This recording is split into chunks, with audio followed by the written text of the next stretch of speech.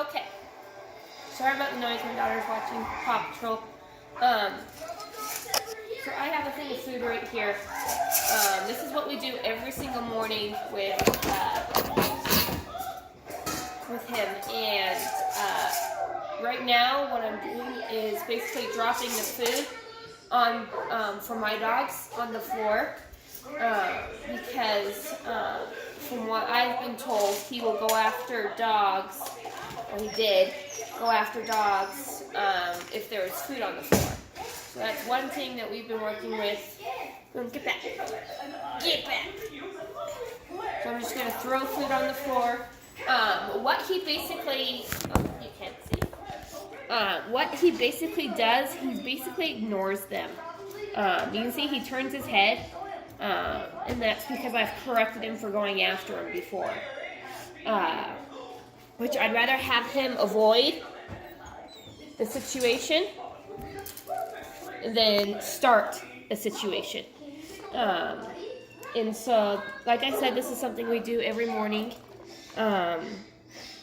He is still on the muzzle, but he's going to be on the muzzle until I trust him 100%. He's mostly gone after Boone, this guy right here. And that's because Boone is he's a very submissive dog. And he's usually the one that if a dog attacks, that's who they're going to attack. But he hasn't ever gone after Bentley, who's a little bit more put together and far more dominant than Boone. And you see, he's still pretty unsure. If you look at his face, he's so not sure about the situation. And because he's been taught that, he's the bee's knees, and that he's the best one of the group, and he gets everything of the group, and he's just having to learn that that's not how it is. But he's a good boy. He's a very good boy. He just doesn't understand that he can't be like that.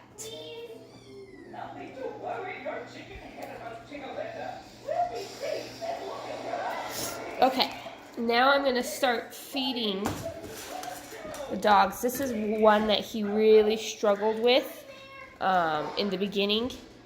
This is when he did attack Boone, is when I was doing this.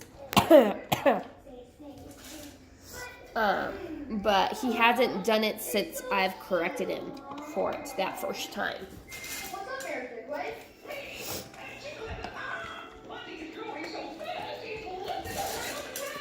And during these sessions, I'll sometimes give him a treat. He usually doesn't like dog food through the muzzle, so I usually don't. He'll eat a treat through the muzzle, but he won't chew on dog food through the muzzle, which I don't blame him. But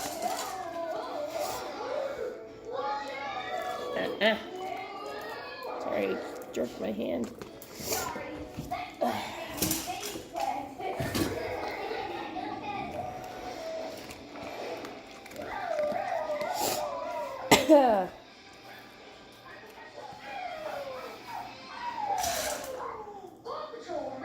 But he's basically kind of ignoring them.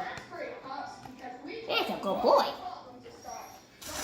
And that's what I want. I want him to not even pay attention to these guys. I'd rather have him paying attention to me, like he is now, than anything else.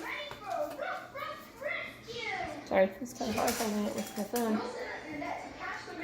Right now, I'm giving him quite a bit of trust because I'm not holding on to his leash at all.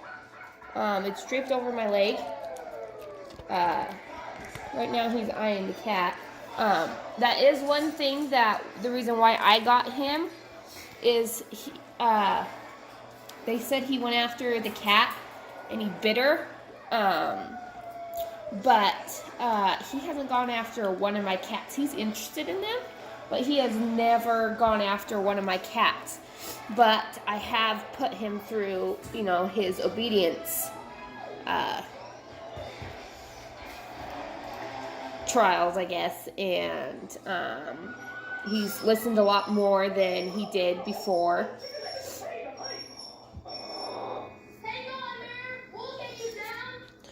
But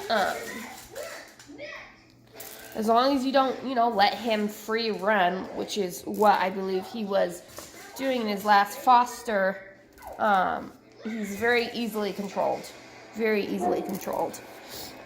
Just like any dog, when you bring him into training for the first time, because he does not have any basic training, he needs to have the leash for guidance, and he didn't get that in his previous home. They kind of threw him in a little bit too quickly without teaching him how to respond. We're changing the way he thinks, and that's not something that's done overnight.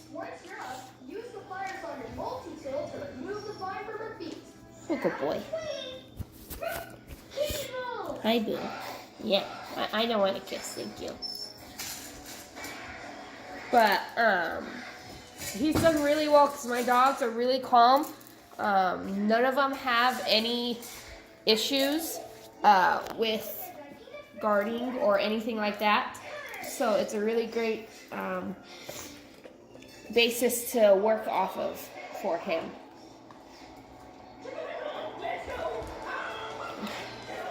You're a good boy, huh?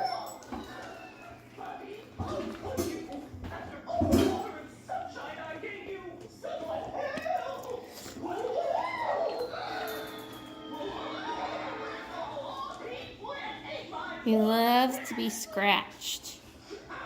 Loves it, loves it, loves it.